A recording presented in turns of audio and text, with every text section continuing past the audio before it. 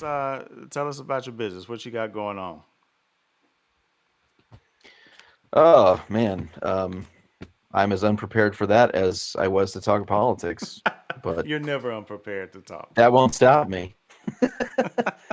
Sometimes my mind just goes one place and my mouth keeps doing its thing, and I'm over here thinking about video game strategy and how to beat the latest meta of Men 21 while we're talking about business and clientele.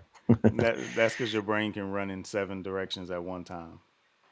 But yeah, the current focus, the last year, 2 years, I think, maybe even more, I've had a lot of experience with enterprise clients and we're moving in a little bit of a different direction, working with startups and small businesses, especially businesses who do not currently feel like they're well positioned to follow lean startup methodology. The the number one most common reason why startups fail is not following proper validation strategy. So they recognize that there's a problem to be solved, and they think they have a good idea of how to solve it. But instead of going in iterative chunks and and finding out if their customers actually want to use the thing that they want to build, and finding out the right features to target for those customers, and make the mistake of going straight waterfall, thinking that they can plan it all out ahead of time, take their whole budget, build the perfect Frankenstein monster version of what they want to build, and then they get into the hands of users and find out they've made a grave mistake in terms of what they actually built. So we're trying to help people avoid that situation, and get their application in the hands of their first customers as quickly as possible with the smallest percentage of budget possible so that they can use it where it really counts, which is post validation.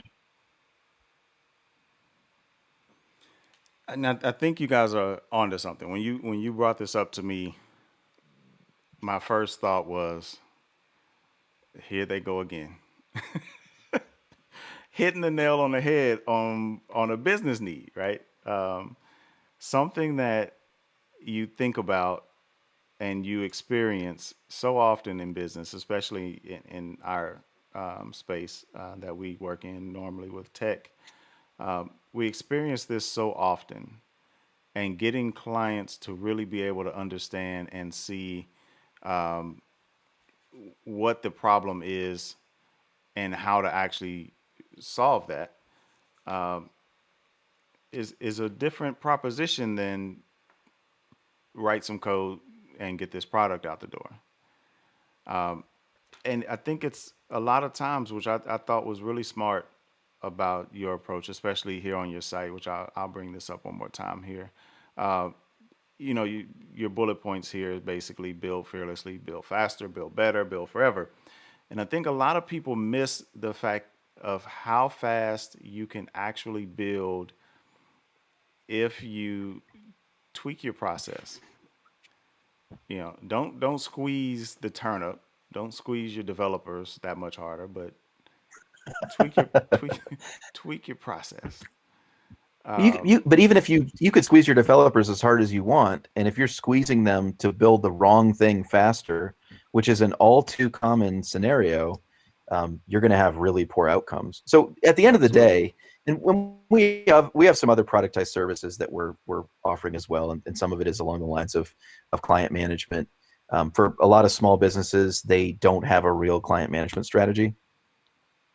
And as a result of that, in the back of their minds, there's this lingering fear like, am I delivering maximum value?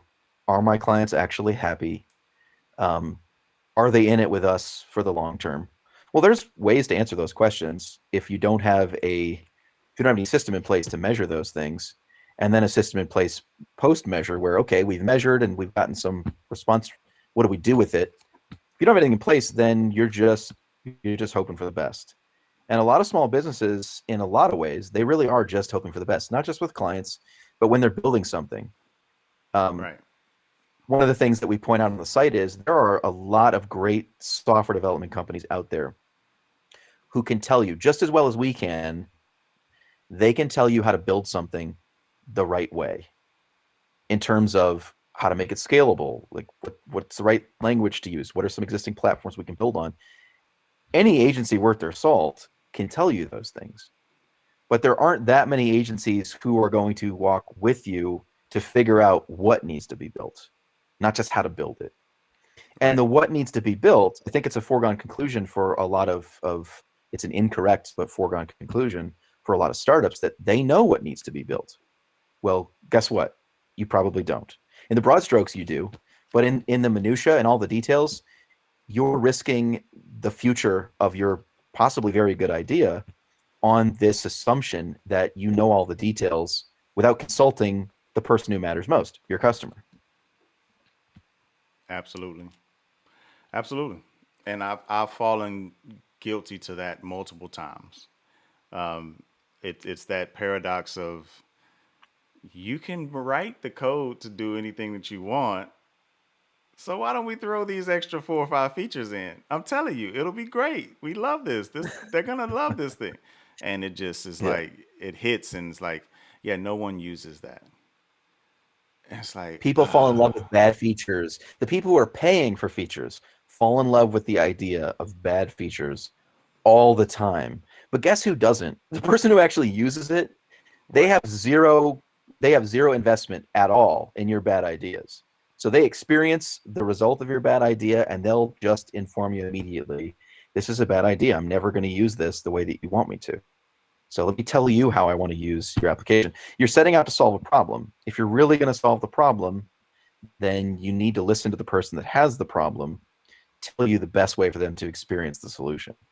And at the end of the day, whether it's client management or building an application, we want to help people, especially small businesses, because one thing to it's one thing to have like an in-house project for a Fortune 500 company where they're like, yeah, let's take some budget and throw $1 million at this and see what sticks. And that happens all the time. It really does. right, And as a result of that, they fail all the time. The number of internal projects that fail because of this style of planning, which is really not doing any appropriate planning, um, it happens all the time. The difference is if you're a small business, the classic archetype of a startup is someone who started in an industry and understands the pain points very well because they've been in the industry a long time and they devise a solution to solve this pain point that they're familiar with. The problem is if you get it wrong and you spend your budget and you're still not at your application is not at a place where you can make revenue and bootstrap from there, you're toast.